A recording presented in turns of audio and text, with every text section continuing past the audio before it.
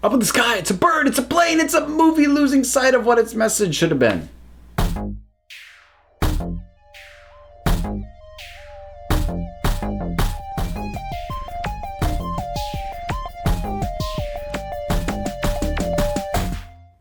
So this is going to be an interesting one when it comes to my good movie, bad endings, because if I'm going to be completely honest, this is probably the most unfair one I'm going to do.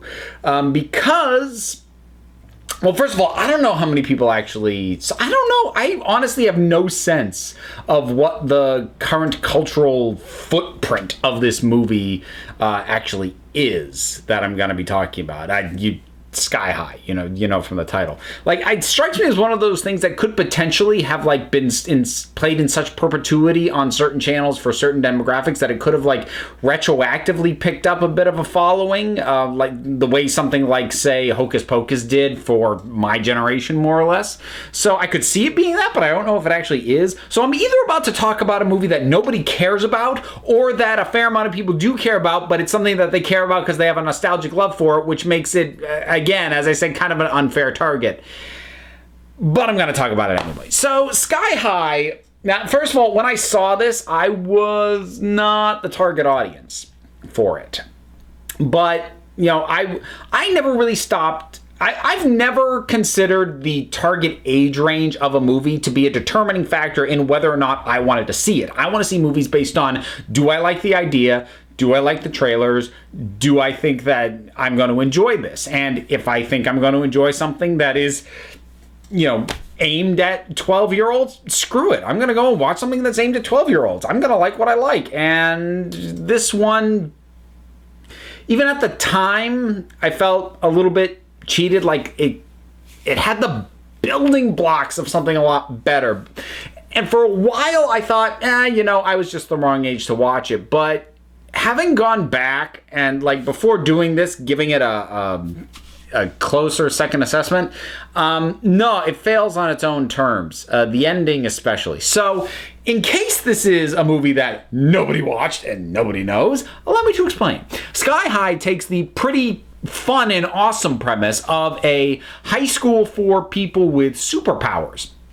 And before you start going like, oh, it's like the X-Men, well, not quite, because the whole thing with the X-Men is, they need to learn to control their powers, and they will ultimately make a decision. Do they, want to sort of join the fight, literally, with the X-Men, or are they just trying to live their lives? Here with Sky High, the high school is actually trying to train them to be superheroes. So all of the normal all the normal sort of high school classes are geared with that in mind. So phys ed is all about, dodging fireballs and stuff like that. And science class is about building ray guns and things of that nature. And it's a pretty cool idea. It's a nifty concept. It's got a good cast, especially with the adults. They really stacked this cast. And the kids, I don't think any of them went on to anything of note. Oh, not true, because Layla, who's kind of the best friend of the main character, that's the actress who plays Felicity Smoke on Flash, so she's doing okay. But most of the other kid actors, like this movie is the biggest thing on their acting resume, whether they've continued working or not. So, but they're all fine. They've got decent chemistry. They get the job done. Like I said, the adult cast is kind of stacked. You've got Kurt Russell, and you've got Bruce Campbell, and you've got Kelly Preston. They gave these kids a real solid backup with the adult actors, so that's all really good. And the plot is that the main character is the son of the two most powerful, best-known superheroes in the world. And so there is obviously really high expectations for what he will do.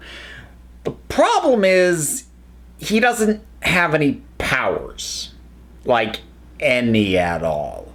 And it's compounded by the fact that he's been hiding that from his parents. He has not going out of his way to necessarily fake being strong, but he's been doing little things here and there. Sort of, his dad would come in the room and he's pretending he's ending a rep of weights and whatnot, but he actually has basically no powers, which puts him immediately in the out group, because one of the things that happens at this school is that kids get effectively sorted into heroes, and sidekicks. And that is a determination done primarily by the phys ed teacher, played by Bruce Campbell, Natch.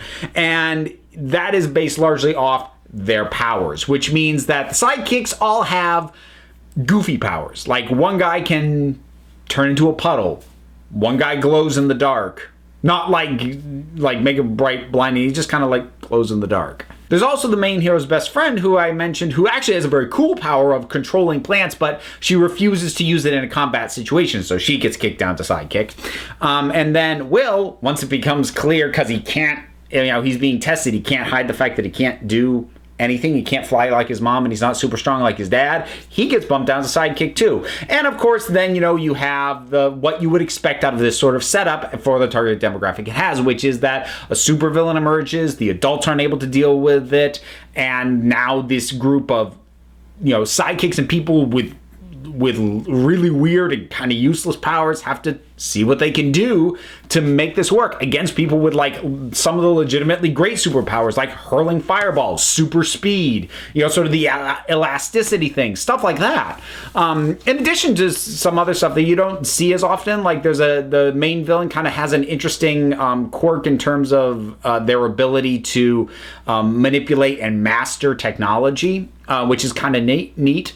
I think I forget what they call it in the film now, but it's like a technomancer kind of thing. So all that's solid.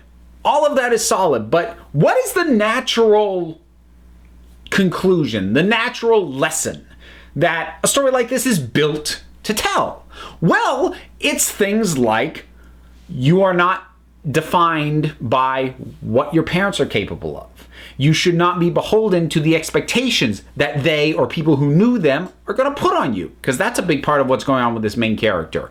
You don't need superpowers to be a hero, to be a good person, to be heroic. You don't need those things. You can still do amazing things, even if you don't have the quote-unquote special skills to do it. And that is epitomized by the other sidekicks, but also in large part by the main character himself. Or at least it should be, until the very end, where he gets randomly knocked out of a window and sent flying to what should be his death, and then all of a sudden, oh, look at that! Turns out I can fly and I do have super strength. Oh, what a fun coincidence! So basically, every lesson and every moral and every major theme that the movie had been building up to get to the very end completely falls apart so that we can have a generic action sequence of this kid in bad CGI just flying around and punching bad guys. Because, yeah, that's what we needed. We just had this extended sequence of this really cool and admittedly some contrived and some just humorously so ways in which the other characters' useless powers get put to use, and it's cool and it's fun and it's funny and it's endearing. And then the one guy who has no powers, and like the whole thing has been about him coming to grip with the fact that he has no powers,